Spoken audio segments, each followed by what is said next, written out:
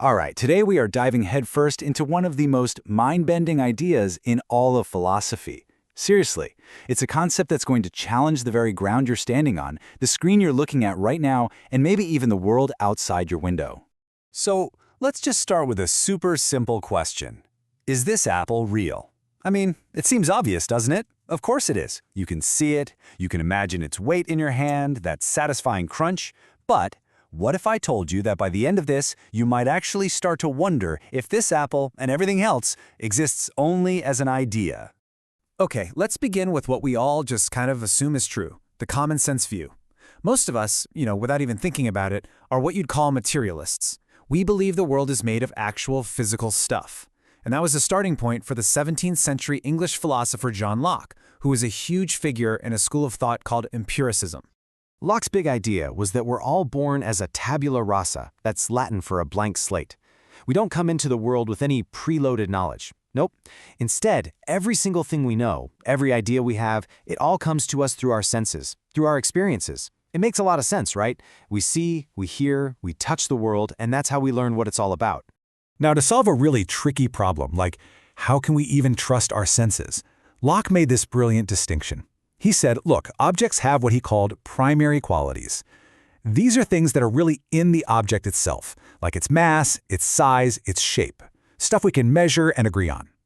But then he said there are secondary qualities, and these are things like color, taste, and smell.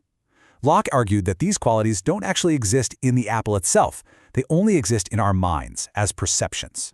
Locke's theory, it seems pretty elegant, pretty simple, and it made sense to a lot of people, including this Irish philosopher named George Berkeley. But here's the twist. Berkeley took Locke's ideas so seriously that he actually used Locke's own logic to completely tear his entire argument apart. And this is how he did it. Try this little thought experiment with me, right now. Try to imagine an apple using only its primary qualities. So it has a shape, it has a size, but it has absolutely no color. No red, no green, not even black or white or see-through.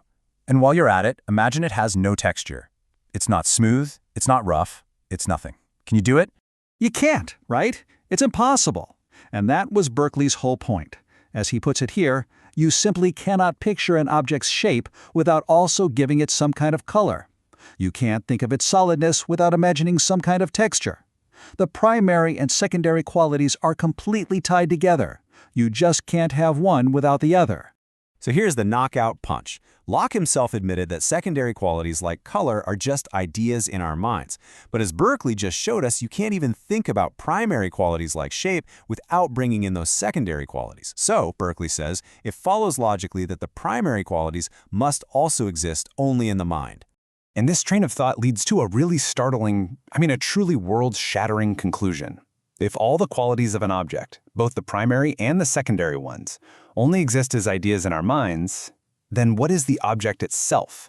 What is all that stuff that Locke thought was out there? Well, according to Berkeley, there is no stuff. And this is the absolute core of his philosophy, which we call idealism. The idea is that reality isn't made of mindless physical matter. It's made of two things, and two things only: minds, which do the perceiving, and the ideas which are perceived by those minds. There's no physical world out there that's separate from thought. Berkeley famously boiled his whole philosophy down to 3 Latin words: esse est percipi. It means, quite simply, to be is to be perceived. So for something like an apple, or a tree, or a mountain to even exist, it has to be perceived by a mind. If nothing is perceiving it, it just isn't there. Okay, I know exactly what you're thinking, because this sounds completely absurd. Does this mean that when you leave your room, it just, poof, blinks out of existence? That your car vanishes when you're not looking at it? I mean, if to be is to be perceived, what in the world happens when no one is perceiving? Now, this is the biggest, most common sense objection to idealism, and Berkeley knew it, but he had a solution. And his answer is, well, it's incredibly elegant and, depending on how you look at it, either really profound or just completely astonishing. It all comes back to that classic philosophical riddle, right? If a tree falls in a forest and no one is around to hear it, does it make a sound? For Berkeley, the answer is a definite yes. The tree exists, the sound it makes exists, even if not a single human is around to witness it. But how? If existence needs a perceiver, who's doing the perceiving? Berkeley's logic is actually pretty straightforward. Step 1. We've already established that objects are just collections of ideas. Step 2. Ideas can only exist when they're being perceived. So step 3, for the world to keep existing all the time, there must be some mind that is perceiving everything, everywhere, all at once. And for Berkeley, that ultimate perceiver is God.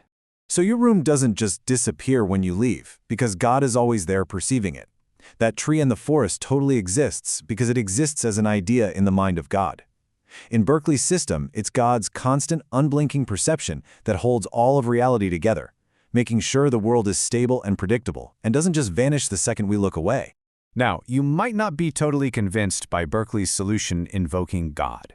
But the real power of his argument isn't necessarily in the final conclusion, it's in the questions it forces us to ask about what reality even is. So why does this 300-year-old idea still get under our skin? Idealism is just a fantastic thought experiment. It shows us that our most deeply held, common-sense belief that there's a solid, physical world out there can actually be picked apart with some really rigorous logic. It forces us to face this profound connection between our own consciousness and the world we experience, and to ask a really fundamental question: what does it even mean for something to be real, anyway? So whether you end up believing the world is made of matter or made of ideas, Berkeley leaves us with this one last provocative thought. He built his entire system on this inescapable link between reality and perception, between the world and a mind. So, if reality really does depend on a mind to exist, what does that say about the power and the nature of our own?